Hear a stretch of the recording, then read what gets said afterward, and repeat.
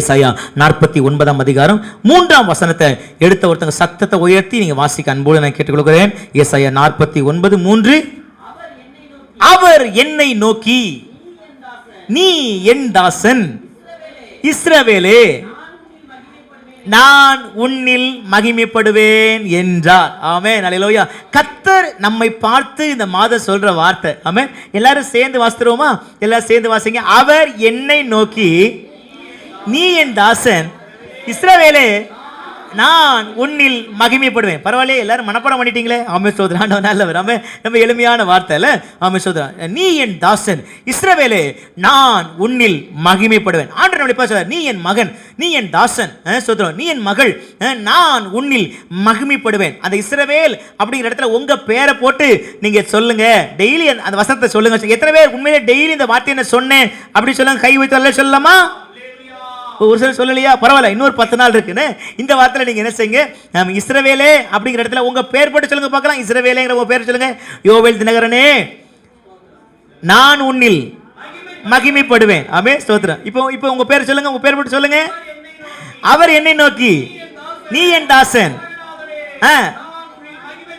ஆமென், ஆமென், அல்லேலூயா. ஆண்டவர் இப்படிதான் நான் பைபிள் வாசிப்பேன். நான் என் வேதாகமத்தை பார்த்தீங்கன்னா நிறைய இடத்துல பார்த்தீங்கன்னா என் பேர் போட்டிருக்கோம். சில வாக்குத்தத்தத்தில் பார்த்துச்சுன்னா அந்த இடத்துல எந்த நாளில் ஆண்டவர் அந்த வாக்குத்தத்தை கொடுத்தாரு அப்படி எழுதி வச்சிருப்பேன். இப்படி நிறைய வார்த்தைகள் சில கொடுக்கப்படுங்க. சரியா? அப்போ நீங்கள் வேதத்தை வாசிக்க வாசிக்க ரொம்ப உங்களுக்கு ஆசீர்வாதமாய் நமக்கு மாறும். சரியா? இங்க நம்ம முதல் வாரம் நம்ம பார்த்தோம், நீ என் தாசன். அப்போ ஆண்டவர் நம்மளை பார்த்து, நீ என் தாசன், என் மகன், என் மகள். ஸ்தோத்திரம். எப்போ ஆண்டவர் நம்மளை பார்த்து என் மகன், என் தாசன் என்று அறிக்கை பண்றாருன்னா, நம்ம ஆண்டவரோடு நெருங்கிய இந்த உறவுல இருக்கும்போது தான் ஆண்டவரை பார்த்து என் மகன், என் மகள் என்று ஆண்டவர் நம்மை பார்த்து ஆண்டவர் சொல்ல முடியும். அப்போ நம்ம என்ன செய்யணும், நம்ம இவ்வளவு நாட்கள் எப்படி வாழ்ந்தோமோ தெரியாது, இந்த வாரத்தில் அதிகமாய் ஆண்டவரோடு நெருங்கி சேர கர்த்தர் உதவி செய்யணும். ஆமென். ஒருவேளை ஆண்டவர் அறிந்திருக்கலாம், இயேசப்பா தான் மெய்யான தேவன் தெரிந்திருக்கலாம். ஆனா நம்ம ஆண்டவரை விட்டு ரொம்ப தூரமாய் வாழ்கிற ஒரு வாழ்க்கை நம்முடைய வாழ்க்கையில் இருக்கலாம். ஆனால் அப்படிப்பட்டவர்களை நீ என் தாசன் என்று நம்ம சொல்ல முடியாது. இப்போ சின்ன உதாரணம் பாருங்களேன். நம்முடைய பிள்ளைகள் இருக்கிறாங்க. எப்படி நம்ம பிள்ளைகள் சொல்றோம்? நம்ம பிள்ளைகள் எப்பொழுதும் நம்முடைய நெருங்கியே இருக்கிறாங்க, நம்மளோடு கூட இருக்கிறாங்க. சொல்றோம். நம்முடைய பிள்ளைகள் பாருங்க, சில நேரத்தில் அந்த பிள்ளைகள் வந்து நம்மள அப்பா அம்மா அப்படின்னு கூப்பிடுறாங்க. எந்த பிள்ளைகள் வந்து சில பிள்ளைகளை பாருங்க, இது எங்க அப்பா அப்படி நீங்க போய் சொல்லி பாருங்க, விடுமா? விட மாட்டாங்க. இல்ல இல்ல இல்ல, அது எனக்கு அப்பா, எங்க அப்பா அப்படிம்பாங்க, எங்க அம்மா. அப்போ காரணம் என்ன? அந்த பிள்ளைகள் அந்த தகப்பனோடு நல்ல உறவு, அந்த தாயோடு நல்ல ஐக்கியம். சரியா? இதே போல உங்களுக்கு எனக்கும் தேவனோடு ஒரு நல்ல ஐக்கியம் இருக்கணும். ஒவ்வொரு நாளும் அல்லேலூயா, தினந்தோறும் ஜெபம் பண்ணணும், தினந்தோறும் வேதம் வாசிக்கணும், வாரந்தோறும் நம்ம ஆராதிக்கணும். அது அந்த உறவு. சபை என்பது தேவனோடு இணைக்கிற ஒரு பாலம். சரியா? தேவனிடத்துல நம்முடைய ஐக்கியத்தை புதுப்பிக்கிறதுக்கு கர்த்தர் கொடுத்த இடம் தான் சபை. அப்போ இந்த சபையில் வரும்போது நம்ம ஜெபம் பண்ணுவோம், வேதத்தை வாசிப்போம், ஆண்டவரோடு அதிகமாய் வளருவதற்கு, இணைவதற்கு இது நமக்கு ரொம்ப ஆசீர்வாதமாய் நமக்கு காணப்படும். ஆண்டவருடைய பரிசுத்த நாமத்திற்கு மகிமை உண்டாகட்டும். எனவே சொல்றேன், இஸ்ரவேலே, நான் உன்னில் மகிமைப்படுவேன் அப்படின்னு சொன்ன ஆண்டவர் நீ என் தாசன் என்று அழைக்கிறார். அப்போ நம்ம போன முதல்ல நம்ம தியானிச்சோம், ஆண்டவர் யாரெல்லாம் என் தாசன் என்று சொன்னாரு அப்படின்னு ஒரு 5 தேவ மனிதர்கள் நம்ம பார்த்தோம். அவங்க வாழ்க்கையில் கர்த்தர் என்ன செய்தாரு அப்படிங்கிறத நம்ம தியானிச்சோம். ரெண்டாவது நம்ம போன வாரத்தில் என்ன நம்ம தியானிச்சோம்னா, இஸ்ரவேலே, நான் உன்னில் மகிமைப்படுவேன். ஆண்டவர் சில பரிசுத்தவான்களை அவருடைய பேரை இணைச்சி சொல்றாரு இல்ல? யாத்ராமத்தின் புஸ்தகம் வசனத்தை வாசித்துங்களேன். யாத்ராமத்தின் புஸ்தகம் 3 அதிகாரம் 6 வசனத்தை வாசிங்க. யாத்ராமம் 3:6. யாத்ராமம் 3:6. பின்னும் அவர், நான் ஆபிரகாமின் தேவனும் ஈசாக்கின் தேவனும் யாக்கோபின் தேவனுமாகிய உன் பிதாக்களின் தேவனாய் இருக்கிறேன் என்றார். போதும், அவருடைய நாமத்திற்கு மகிமை உண்டாகட்டும். மோசேக்கு தன்னை அறிமுகப்படுத்தும் போது, நான் ஆபிரகாமின் தேவன், நான் ஈசாக்கின் தேவன், நான் யாக்கோபின் தேவன் என்று சொல்லி இந்த மோசேக்கு தன்னை ஆண்டவர் வெளிப்படுத்துகிறதை நாம் பார்க்கிறோம். ஸ்தோத்திரம். அதுக்கு காரணம் என்ன? ஆபிரகாமின் தேவன் என்று சொல்ல காரணம் என்ன? ஆண்டவருக்கு, இந்த ஆபிரகாமுக்கு தேவனோடு நல்ல ஒரு உறவு இருந்துச்சு, தேவனோடு ஒரு நல்ல ஐக்கியம் காணப்பட்டது. சரியா? ஆபிரகாம் அவர் தேவனுடைய சிநேகிதன் என்று அழைக்கப்பட்டார். நம்ம நம்ம பாருங்களேன், ஒரு ஆள்கிட்ட உறவா இருக்கிறோம், ஒரு ஆள்கிட்ட அன்பா இருக்கிறோம், ஒரு ஆள்கிட்ட நம்ம ஐக்கியமா இருக்கிறோம்னா நம்ம எல்லாத்தையும் அவங்ககிட்ட சொல்லுவோம்.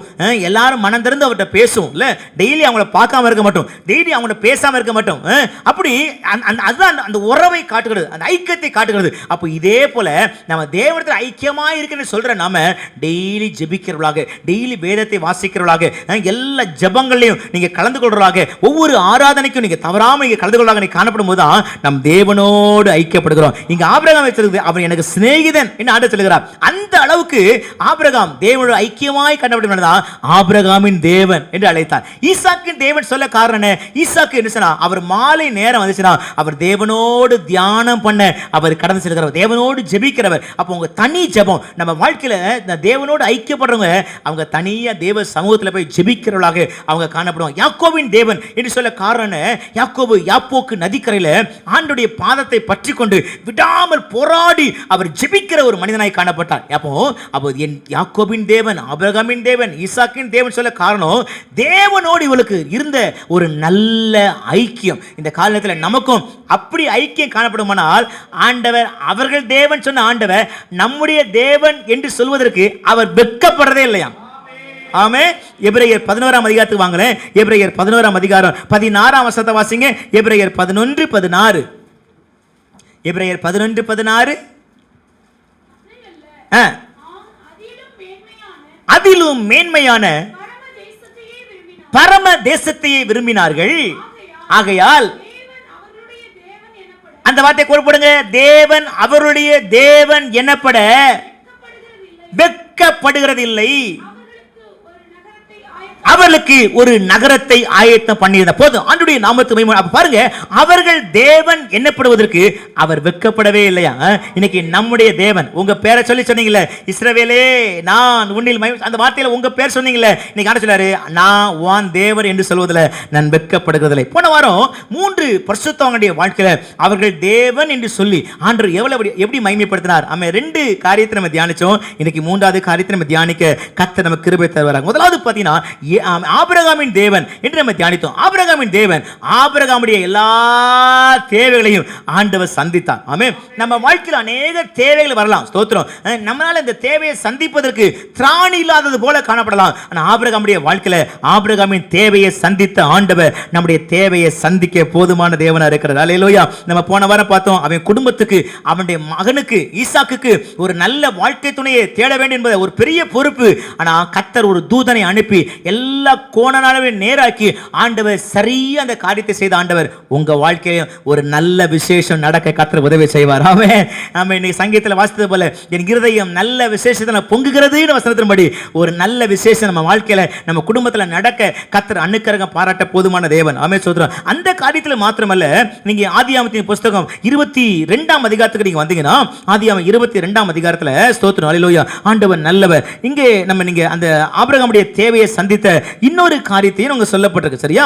நமக்கு தெரியும், ஆண்டவர் வயதான காலத்துல ஆண்டவர் ஆபிரகாமுக்கு ஈசாக்கை கொடுத்தார். ஈசாக்கை கொடுத்த ஆண்டவர் என்னதான் இருந்தாலும், இந்த உலகத்துல எத்தனை ஆசீர்வாதம் இருந்தாலும் எல்லாவற்றை காட்டிலும் ஆண்டவரை தான் ரொம்ப நேசிக்கணும். என்ன ஆண்டவர் நம்மளை எதிர்பார்க்கிற காரணம், நம்ம நேசிக்கிறதை விட ஆண்டவர் நம்மை அதிகமாய் நேசிக்கிற ஒரு தேவனாய் காணப்படுகிறார். அதனால ஆபிரகாமோட ஒரு காரியம் சொல்லுகிறார் 22ஆம் அதிகாரத்துல. நீ என்ன செய்கிறாரு, உன் குமாரனையும் அந்த 2ஆம் வசனத்தை வாசிங்க. 2ஆம் வசனம் 22:2. அப்பொழுது அவர் உன் புத்திரனும் உன் ஏகசுதனும் உன் நேசகுமாரனும் ஆகிய ஈசாக்கை நீ இப்பொழுது அழைத்துக் கொண்டு மோரியா தேசத்திற்கு போய் அங்கே நான் உனக்கு குறிக்கும் மலையின் ஒன்றின் மேல் அவனை தகன பலியாய் பலியிடு என்றார். ஒரு பெரிய காரியத்தை அங்க சொல்றார். சரியா? ஆனால் அங்கே பலி செலுத்துவதற்கு என்னதான் ஆபிரகாமுக்கு அது மனது இல்லை. மலைக்கு ஏறி போறாங்க. ஸ்தோத்திரம். 3 நாள் பிரயாணப்பட்டு போறாங்க. போகும்போது அப்பா கேட்கிறான், அப்பா நெருப்பு இருக்குது, விறகு இருக்குது, சரியா, கத்தி இருக்குது, பலி செலுத்த ஆட்டை எங்கப்பா அப்படின்னு அவர் கேட்கிறார். ஸ்தோத்திரம். 5ஆம் வசனத்தை வாசித்தீங்கன்னா உங்களுக்கு தெரியும். அவங்க போய்கொண்டே இருக்கிறாங்க. தூரத்துல அந்த பலி செலுத்துற இடத்தை அவங்க பார்க்கறாங்க. எனக்கு அன்பான கர்த்தருடைய பிள்ளைகளே, கர்த்தர் உங்களுடைய தேவைகள் தூரத்தில் இருக்கிறது போல இருக்கலாம், ஆனால் ஆண்டவர் தூரத்தில் உள்ள தேவைகளையும் ஆண்டவர் சந்திக்க போதுமான தேவனா இருக்கிறார். ஆமென். ஹல்லேலூயா. ஸ்தோத்திரம். அந்த ஆபிரகாமுடைய விசுவாசத்தை பாருங்க.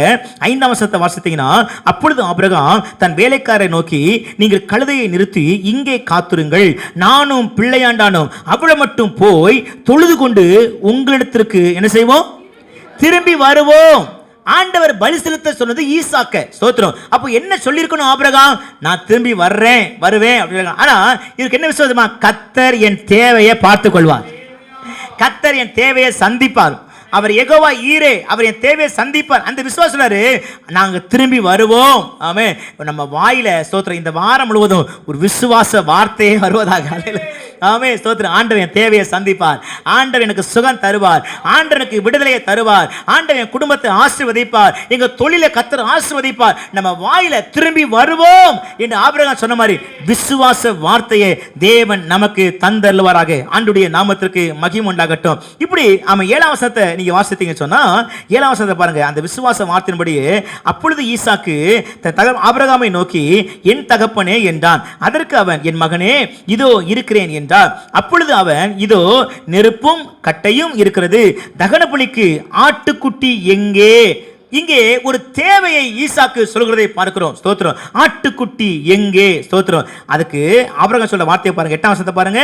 அதற்கு ஆபிரகாம், என் மகனே தேவன் நமக்கு தகன பலிக்கான ஆட்டுக்குட்டியை, சத்தமா சொல்லுங்க, பார்த்து கொள்வார் என்றான். அப்புறம் இருவரும் கூடி போனார்கள். கர்த்தர் பார்த்து கொள்வார் என்று சொல்லி விசுவாசத்திலே அவங்க செயல்படுறாங்க, விசுவாசத்திலே பலிபீடத்தை கட்டுறாங்க, விசுவாசத்திலே விறகுகளை அடுக்குறாங்க. அப்ப என்ன நம்ம பார்க்கிறோம், நீங்க விசுவாச வார்த்தையை பேசுறது மாத்திரமல்ல, விசுவாசத்திலே கிரியை செய்ய வேண்டும். ஆமென். வேதத்தில் சொல்கிறது, விசுவாசம் இல்லாத அந்த கிரியை இல்லாத விசுவாசம் செத்தது என்று வேதத்தில் வாசிக்கிறோம். அப்ப நம்ம வாழ்க்கையை விசுவாசத்தோடு நம்ம கிரியை செய்யும்போது ஆண்டவர் நம்முடைய தேவையை சந்திக்கிற தேவன். 13ஆம் வசனத்துல நீங்க வாசித்தீங்கன்னா, நீ தேவனுக்கு பயப்படுகிறவன் என்பதை இப்பொழுது அறிந்திருக்கிறேன் என்றார். போது கர்த்தருடைய நாமத்திற்கு மகிமை உண்டாகட்டும். அப்போ பாருங்க ஸ்தோத்திரம். இங்கே அப்போ இந்த டெஸ்ட் எதுக்கு வந்துச்சுன்னா, நீ எனக்கு பயப்படுறியா, நீ என்னை நேசிக்கிறாயா, என்னத்தான் முழுமையா நேசிக்கிறாயா, என்னை தொடர்ந்து நீ பின்பற்றுகிறாயா, என்னிடத்தில் அதிகமாக கிட்டி நெருங்கி சேர்கிறாயா, அதுக்கு தான் ஆண்டவர் இந்த பரீட்சையை ஆண்டவர் ஆபிரகாம் வைத்தார். இப்போ ஆனா அங்க சொல்றார் ஆண்டவர், நீ இப்பொழுது தேவனுக்கு பயப்பட அறிந்திருக்கிறேன். ஆமென். ஆமென். ஸ்தோத்திரம். 14ஆம் வசனத்துல நம்ம வாசிக்கும் போது ஆபிரகாம் சொல்றாரு, ஆபிரகாம் அந்த இடத்திற்கு யெகோவா ஈரே என்று பெயரிட்டான். அதனால் கர்த்தருடைய பர்வதத்திலே பார்த்து கொள்ளப்படும் என்று இந்நாள் வரைக்கும் சொல்லப்பட்டு. எனக்கு அருமையான தேவ பிள்ளையே, ஆபிரகாமின் தேவன் ஆபிரகாமுடைய ஆட்டுக்குட்டிய தேவையை ஆண்டவர் சந்தித்தாரு. ஆமென். சொல்ற ஈசாக்குடைய வாழ்க்கையையும் ஆண்டவர் ரெபெக்காளை கர்த்தர் கொடுத்து தேவையை சந்தித்தார். ஆமென். இன்னைக்கு உங்க வாழ்க்கையில எந்த தேவையா இருந்தாலும் சரி, ஆண்டவர் நம்முடைய தேவையை சந்தித்து நம்மில் மகிமைப்பட கர்த்தர் போதுமான தேவன். ஆமென். இரண்டாவது நம்ம பார்த்தோம் எலியாவின் தேவன் என்று நம்ம தியானித்தோம். எலியாவின் தேவனுடைய வாழ்க்கையில ஸ்தோத்திரம், எலியாவின் தேவன் என்று சொல்லி கர்த்தர் மகிமைப்படுத்துறதை நம்ம 2 ராஜாக்கள்ல நம்ம என்ன நம்ம பார்த்தோம், அந்த யோர்தானை கடந்து போயிட்டாங்க. அதை திரும்ப எலிசா திரும்பி வரும்போது அந்த சால்வையை எடுத்து அவர் எலியாவின் தேவன் எங்கே என்று அடித்தபோது யோர்தான் 2ஆய் பிளந்தது. எலிசாவுக்கு வழிவிட்டதை நாம் பார்க்கிறோம். தேவ பிள்ளைகளே, ஒருவேளை இனி எப்படி வாழ்றது, இனி எப்படி நடக்கிறது, இனி என்ன செய்வோம் என்று பல நேரம் நம்முடைய வாழ்க்கையில கலங்கலாம். ஆனா ஒரு நாள் சோர்ந்து போகாதீங்க. எலிசாவுக்கு வழிவிட்ட கர்த்தர் நம்முடைய வாழ்க்கையில வழியை திறக்க தேவன் போதுமான தேவனா இருக்கிறார். ஆமென். நல்ல உற்சாகம். அல்லேலூயா. ஆண்டவருடைய பரிசுத்த நாமத்திற்கு மகிமை உண்டாகட்டும். எனவே நம்முடைய வாழ்க்கையிலும் நம்முடைய எலியாவின் தேவன், எலிசாவின் தேவன், ஆபிரகாமின் தேவன் என்று நம்ம ஒவ்வொரு நாமத்தை சொல்லுவது அந்த நம்முடைய வாழ்க்கையில நம்முடைய பெயரை கொண்டு ஆண்டவர் மகிமைப்பட கர்த்தர் போதுமான தேவனா இருக்கிறார். மூன்றாவது ஒரு காரியத்தை நம்ம பார்த்தோம், தானியேலின் தேவன். அல்லேலூயா. தானியேலின் தேவன். ஸ்தோத்திரம். தானியேலின் தேவன் தானியேலை எப்படி மகிமைப்பட்டார் அப்படி கேட்டீங்கன்னா, தானியேலை ஆபத்திலிருந்து அவரை விடுவித்து ஆண்டவர் தானியேலை மகிமைப்பட்டார். ஒரு வசனத்தை வாசிக்கலாமா? எல்லாரும் வேதாகமத்தை திருப்பிக் கொள்ளுங்க. தானியேல் எழுதின தீர்க்கதரிசன புத்தகம் 6ஆம் அதிகாரம், தானியேல் 6ஆம் அதிகாரம் 21ஆம் வசனம் 22ஆம் வசனத்தை எடுத்தவர் வாசிக்கலாம். தானியேல் 6ஆம் அதிகாரம் 21 22. ராஜாவே நீ என்றும் வாழ்க.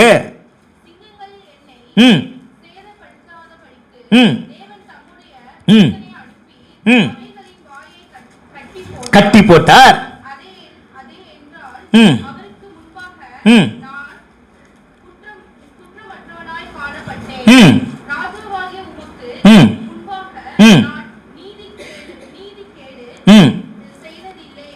போதும். ஆண்டுடைய பரிசுத்த நாமத்திற்கு மகிமை உண்டாகட்டும். இங்கே நம்ம என்ன பார்க்கிறோம்? இந்த 6ஆம் அதிகாரம் நம்ம எல்லாருக்கும் தெரிஞ்ச ஒரு வேத பகுதி. ஸ்தோத்திரம், அல்லேலூயா. ஆண்டவர் நல்லவர். இந்த தானியேலுடைய வாழ்க்கையில நடந்த சம்பவம் சொன்னால், இவர் தானியேல் அவர் வாழ்ந்த நாட்களில் தரியு ராஜாவின் காலத்தில் அவர் வாழ்ந்த சூழ்நிலையை குறித்து வேதத்தில் வாசிக்கிறோம். இந்த தானியேலின் தேவன் தானியேலை அவர் மகிமைப்பட்டார். எப்படின்னா, ஒரு பெரிய ஆபத்திலிருந்து தானியேலை பாதுகாத்து காப்பாற்றி ஆண்டவர் இந்த தானியேல் வாழ்க்கையில மகிமைப்பட்டார். ஆமென், ஸ்தோத்திரம். அது எப்படி மகிமையை கொண்டு வந்துச்சுன்னா, நீங்க அந்த 6ஆம் அதிகாரம் முழுவதும் நீங்க வாசித்து பார்த்தீங்கன்னா நமக்கு தெரியும். தானியேலோடு வேலை பார்த்த அப்படி பிரதானிகள் அநேகர் தானியேலுக்கு விரோதமாய் பொறாமை கொண்டு தானியேல் மேல பலவிதமான பொய் குற்றச்சாட்டுகளை இந்த தானியேல் மேல செலுத்துறாங்க. ஒருவேளை நம்ம வாழ்ற இடத்துல, நம்ம இருக்கிற இடத்துல, நம்ம வேலை பார்க்குற ஸ்தலத்துல இந்த தானியேலை போல சில மனிதர்கள், தானியேலை சுற்றி இருந்த சில மனிதர்களை போல நம்ம வாழ்க்கையில் சில ஆட்கள் இருப்பாங்க, சில நபர்கள் இருப்பாங்க, அது சொந்தக்காரங்களை கூட சில ஆட்கள் இருப்பாங்க. ஆனா என்ன இருந்தாலும் ஸ்தோத்திரம், தானியேலின் தேவன்,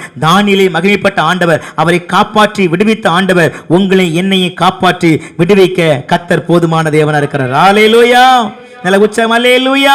ஸ்தோத்திரம். நீங்க அதே 6ஆம் அதிகாரத்தில் வாசித்தீங்கன்னா 25ஆம் வசனத்தை ஒருத்தர் வாசிங்க, 26ஆம் வசனத்தை இன்னொருத்தர் வாசிங்க. அதே தானியேல் 6ஆம் அதிகாரம் 25, 26.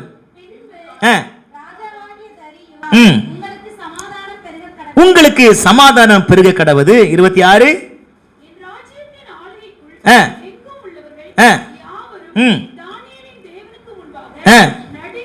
அந்த வார்த்தை எல்லாம் சேர்ந்து வாசிப்போமா? அவர் ஜீவனுள்ள தேவன், அவர் என்றென்றைக்கும் நிலைத்திருக்கிறவர், அவருடைய ராஜ்யம் அழியாதது, அவருடைய கர்த்தத்துவம் முடிவு பரியந்தம் நிற்கும். ஆமென், ஸ்தோத்திரம். இந்த வார்த்தை சொன்னது யார் தெரியுமா? ஒரு பிரஜாதிய ராஜா. ஸ்தோத்திரம், அல்லேலூயா. தானியேலை சுற்றி இருந்த மனிதர்கள் தானியேலுக்கு விரோதமா அவங்க நினைச்சனா, தானியேல் ஒரு தப்பு செய்யல. அவருடைய வேலை தெரியுமா? அவர் எப்பொழுதும் ஜெபிக்கிறவர். அவன் 3 நேரம் ஜெபிக்கிறவர். காலை, மதியம், இரவு 3 நேரமும் மேல மாடிக்கு போயிருச்சுனா அவர் பலகணிகளை திறந்து எருசலேமுக்கு நேரத்தை கைகளை உயர்த்தி முழங்கால் படிட்டு அவர் ஜெபிக்கிற தேவன். தேவ பிள்ளைகளே, இந்த செய்தியை உங்க வாழ்க்கையில சில காரியங்களை, சில ஆபத்துல விடுவிக்க வேண்டுமா? நம்முடைய முழங்கால் ஜெபம் தான் அநேக ஆபத்துக்கு விடுவிக்க முடியும். ஆமென், அல்லேலூயா. அதனால டெய்லி நம்ம வாழ்க்கை செய்ய வேண்டிய ஒரு காரியம், நீங்க நேரம் கிடைக்கும் போதெல்லாம் முழங்கால் படிட்டு 2 கையை உயர்த்தி, தானியேலின் தேவனே, தானியேலை ஆபத்துக்கு விடுவித்த ஆண்டவர், என்னை ஆபத்துக்கு விடுவி ஜெபம் பண்ணி பாருங்க. ஆண்டவர் அந்த ஆபத்தை மகிமையாய் மாற்ற போதுமான தேவன். அல்லேலூயா. இந்த பொறாமை கொண்ட இந்த பிரதானி என்ன பண்ணாங்க? ராஜாட்ட சொல்லி ஒரு சட்டத்தை ஏத்தி, தானியேலுக்கு விரோதமா ஒரு சட்டத்தை ஏத்தினா, யாராவது ராஜாவை விட்டுட்டு வேற யார்ட்டையாவது ஜெபம் பண்ணா அவங்களை சிங்க கைவில கொண்டு போட்டணும். ஆமென். இதுதான் ஒரு பயங்கரமான ஒரு ஆபத்து. சிங்க கைவில போட்டா சிங்கம் என்ன செய்யும்? ஸ்தோத்திரம், அல்லேலூயா. என்ன அதனுடைய தெரியும், அது பச்சித்து போட்டுரும். அப்படிப்பட்ட ஒரு பெரிய ஆபத்து. அதனால எல்லாம் நினைச்சாங்க, அவ்வளவுதான், தானியேல் வாழ்க்கையை முடிச்சணும். ஏன்னா நீங்க வாசித்தீங்க 27ஆம் வசனத்தை வாசிங்க. இன்னும் தானியேலை எப்படி சொல்லப்படும்? 27 வாசிங்க. தானியேலை சிங்கங்களின் கைக்கு தப்புவித்த அவரே, தப்புவிக்கிறவரும் ரட்சிக்கிறவரும், வானத்திலும் பூமியிலும் அடையாளங்களையும் அற்புதங்களையும் செய்கிறவராயிருக்கிறவர். அல்லேலூயா. அப்ப பாருங்க, இங்க என்ன சொல்லப்பட்டு பாருங்க, தானியேலை சிங்கங்களின் கைக்கு தப்புவித்த, புது மொழி பாதுகாத்த அப்படின்னு இருக்கு. ஸ்தோத்திரம், அல்லேலூயா. எனவே ஆண்டவர் நம்ம எந்த ஆபத்திலையும் நம்முடைய ஜெபம் நம்மை பாதுகாக்க போதுமான தேவனா இருக்கிறார். அல்லேலூயா. சிங்கங்களின் கைக்கு தப்புவித்தவர் அவரே, ரட்சிக்கிறவரும் தப்புவிக்கிறவரும், வானத்திலும் பூமியிலும் அடையாளங்களையும் அற்புதங்களையும் செய்கிறவர் அவரே. எனவே ஆண்டவர் தானியேலுடைய வாழ்க்கையில இந்த அற்புதத்தை ஆண்டவர் செய்தார். 28ஆம் வசனத்தை நீங்க வாசித்தீங்கன்னா, 28ஆம் வசனத்தை வாசிங்க. 28.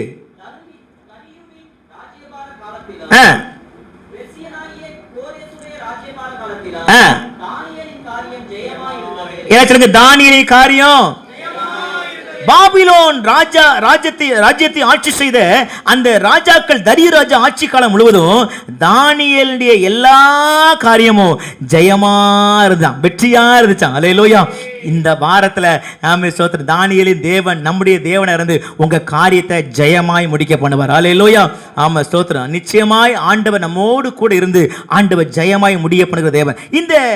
இந்த பிரதானிகள் இந்த தானியேல் மேல பொறாமைப்பட காரணம், இவரை சிங்கக்கவிக்கு இவரை தள்ளுவதற்கு காரணம், அதுக்கு சட்டத்தை ஏத்த காரணம், இவை எல்லாவற்றையும் பார்க்கும்போது இது கூட அவருடைய வாழ்க்கையை காரணம். ஆனால் ஸ்தோத்திரம், எந்த ஆபத்துக்கள் நம்முடைய வாழ்க்கையில வந்தாலும் தானியேலை பாதுகாத்த ஆண்டவர் நம்மை பாதுகாக்க போதுமான தேவனா இருக்கிறார். அல்லேலூயா.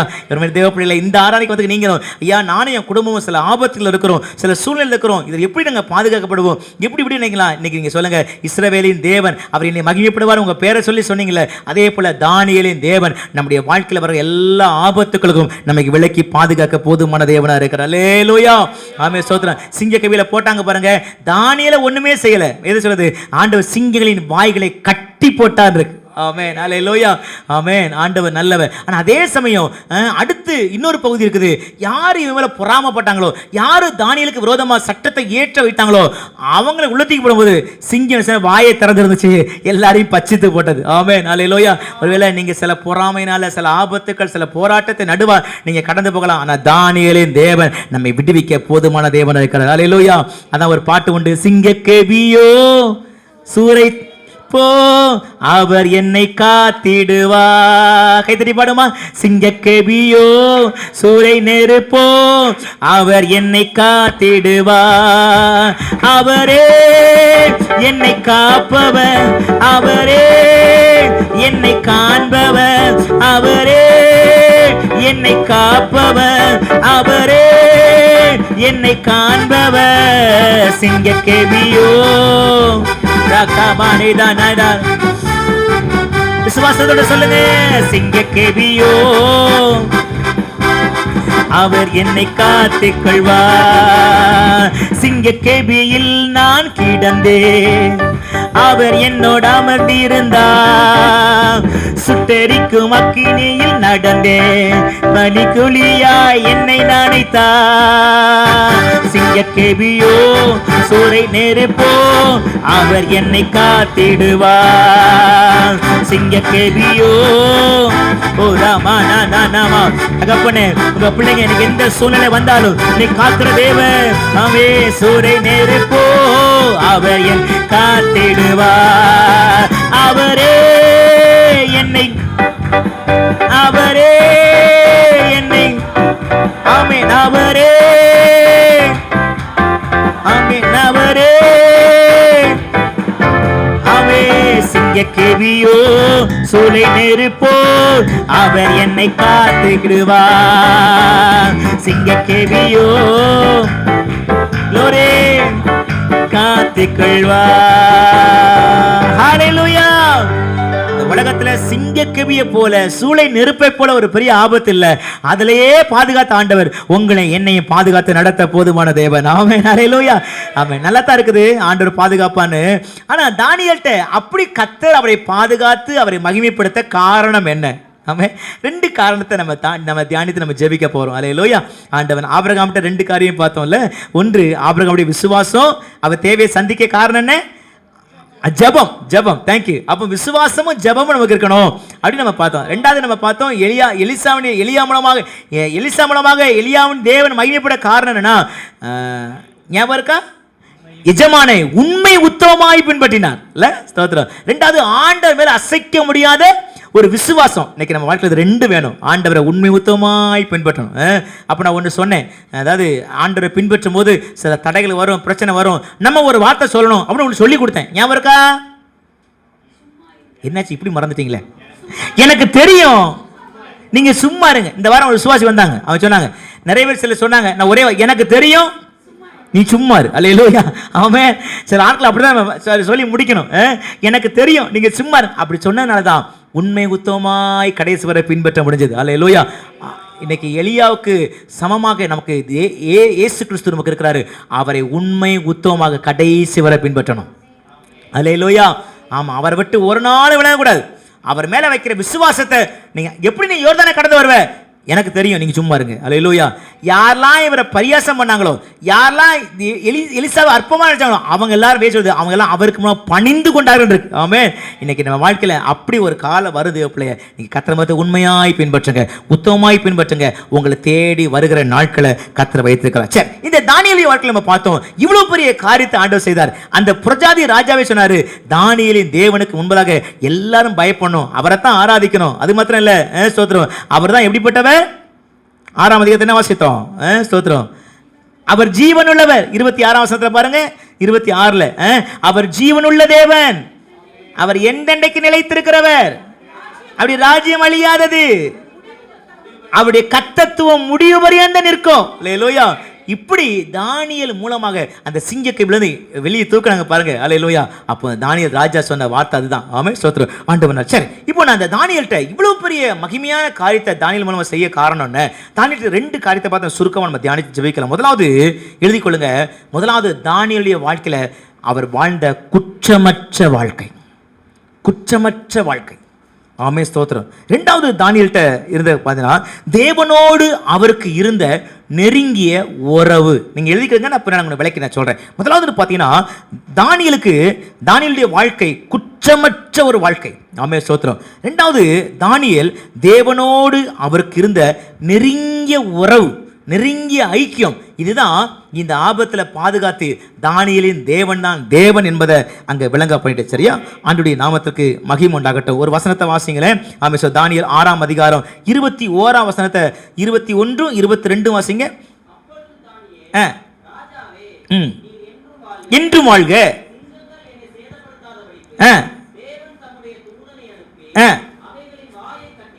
சரி, அது என்னவென்றால் அவருக்கு முன்பாக எப்படி எப்படி எப்படி நான் குற்றமற்றவனாய் காணப்பட்டேன், ராஜாவாகிய உமக்கு முன்பாகவும் நான் நீதி கேடு செய்தது இல்லை என்றான். அல்லேலூயா.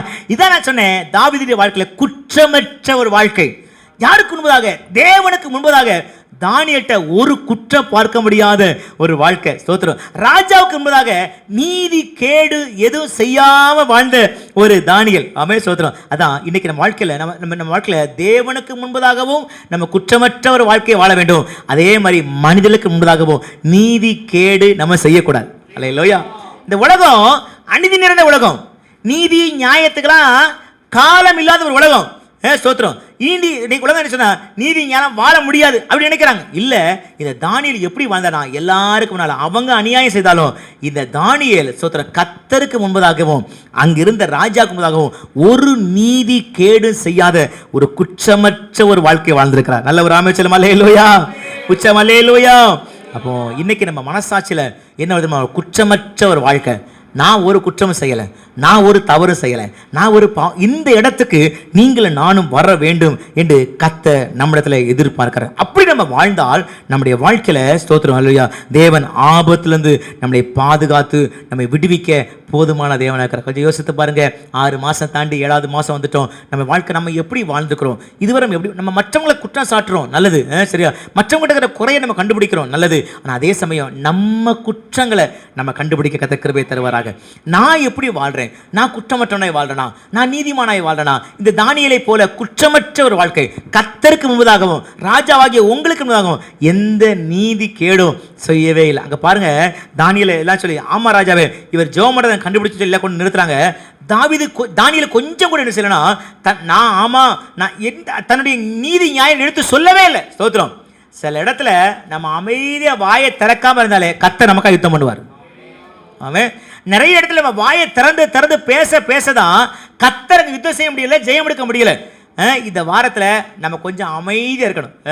யார்கிட்டையும் நம்ம நீதி நியாயத்தை சொல்லவே வேண்டாம். நம்ம கர்த்தருக்கு முன்பாக நீதி நியாயமாய் நடக்கும்போது கர்த்தர் நீதி செய்கிற ஒரு தேவனாய் காணப்படுகிறார். சரியா? இன்னைக்கு அதை நம்ம ரெண்டாவது பார்த்தீங்கன்னா ஸ்தோத்திரம், நான் நேரில் வேகமாக கடந்து போகிறேன். முதலாவது தானியேலுடைய வாழ்க்கை குற்றமற்ற ஒரு வாழ்க்கை, தேவனுக்கு முன்பதாகவும் ராஜாவுக்கு முன்பதாகவும் குற்றமற்றவராய் நீதி கேடு செய்யாதவராய் வாழ்ந்தது போல இன்னைக்கு நம்ம மனசாட்சியில் அப்படி வாழ கர்த்தர் நமக்கு கிருபை தருவாராக. அப்படி வாழும்போது கர்த்தர் ஆபத்தில் அவர் விடுவித்து நம்மை மகிமைப்படுத்த போதுமான தேவன். ரெண்டாவது தானியேல் ஒரு நல்ல காரியம் 6ஆம் அதிகாரத்தில், அதே தானியேல் 6ஆம் அதிகாரம் 16ஆம் வசனத்தை வாசித்தீங்கன்னா அங்க ராஜா தானியேல் ஒரு நல்ல காரியத்தை அங்க சொல்றார். 16ஆம் வசனத்தை வாசிங்க. தானியேல் 6:16. கட்டளையிட அவர்கள் தானியேலை கொண்டு வந்து சரி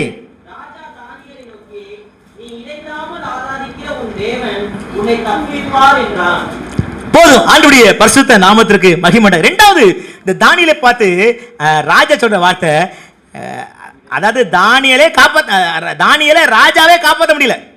தானியேல் மேல ராஜாவுக்கு ரொம்ப பிரியம். தானியேலை காப்பாற்ற நினைக்கிறாரு. தானியலுக்காக தான் அந்த சட்டம் ஏற்றப்படுச்சுன்னு தானியலுக்கு ராஜாவுக்கே தெரியல. இன்னும் சொல்ல போனா அந்த சட்டத்தை ஏற்றின ராஜா கூட அந்த சட்டத்தை மாற்ற முடியல. ஸ்தோத்திரம். நான் சொல்லுகிறேன் தீர்க்க தரிசனமா, நம்ம வாழ்க்கையில் சில நேரத்தில் யாரால ஒன்றும் செய்ய முடியாது பாஸ்டர், இனி ஒண்ணுமே நடக்காது, இனி ஒண்ணுமே செய்ய முடியாது என்று சொல்லலாம். ஆனா நீங்க செய்ய ஒரு காரணம் தெரியுமா? அப்படிப்பட்ட சூழ்நிலை ராஜா இனி தானியேலை காப்பாற்றவே முடியாது, அப்படிப்பட்ட ஒரு சூழ்நிலை தான். ஆனா ராஜா அவர் வார்த்தை சொல்றாரு, நீ இடைவிடாமல் ஆராதிக்கிற உன் தேவன் உன்னை, சத்தமா சொன்னா, நீ இடைவிடாமல் ஆராதிக்கிற உன் தேவன் உன்னை தப்புவிப்பார்.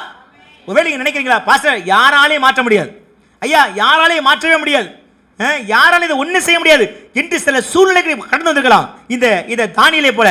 ஆனால் ஒரே ஒரு வார்த்தை, நீங்க இடைவிடாமல் ஆராதிக்கும் உங்கள் தேவன் நம்மை தப்புவிக்க வல்லவரா இருக்கிறது. அல்லேலூயா. தரியு ராஜாக்கு எவ்வளவு பெரிய நம்பிக்கை பத்தியதா. ஸ்தோத்திரம். ஒரு வார்த்தை, ஐயா என்னாலே உன்னை காப்பாற்ற முடியாது, ஆனா நீ இடைவிடாமல் ஆராதிக்கும் உன் தேவன் உன்னை. ஆமா, அல்லேலூயா. அப்போ இந்த தானியேல்ட்ட நான் பார்த்த ஒரு நல்ல காரியம், தானியேல் முதலாவது குற்றமற்றவராய் வாழ்ந்தவர், இரண்டாவது எப்பொழுது கர்த்தரை ஆராதிக்கிறவர். அல்லேலூயா. இடைவிடாமல் கர்த்தரை ஆராதிக்கிறவர். ஸ்தோத்திரம். ஆண்டவர் நல்லவர். ஒரு பக்கம் இந்த தானியேலோடு வேலை செய்தவர்கள் அநேக தானியேலுக்கு விரோதமாக சட்டத்தை ஏற்றி இந்த தானியேலை ராஜாவே காப்பாற்ற முடியாம போனாலும், ஸ்தோத்திரம் அல்லேலூயா, ஆனா சிங்கங்களின் வாய்களை கட்டி போட என் தேவன் வல்லவரா இருக்கிறார். அல்லேலூயா. ஸ்தோத்திரம். இந்த தானியேலை சிங்கக்கவியில் போட்டாங்க பாருங்க. ஆனா அந்த தானியேலுக்கு விரோதமாக ராஜா தான் சட்டத்தை ஏற்றினாரு, ஆனா ராஜாவுக்கு தூக்கம் வரல. ஸ்தோத்திரம். 18 வசனத்தை வாசிங்க. 18 வசனம்.